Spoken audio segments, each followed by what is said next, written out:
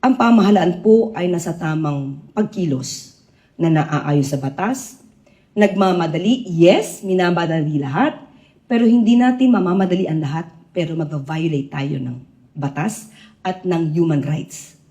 So hintayin po natin dahil may naisa pa na po, iyan naman din po ang pangako ng ombudsman. Magkakaroon rin po ng mga preliminary investigation considering na ang mga dokumento na naibigay sila, na-file sa kanila, ay hindi na kinakailangan ng fact-finding at didiretso sa preliminary investigation.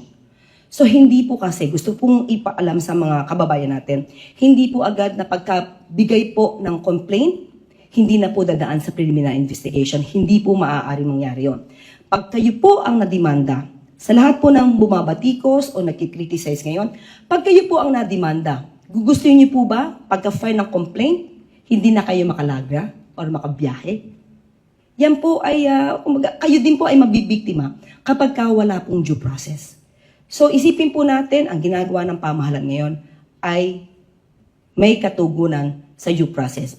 Sino man ang madimanda, kayo man o ibang tao, basta due process po ang lagi nating papanatalihin na marespeto.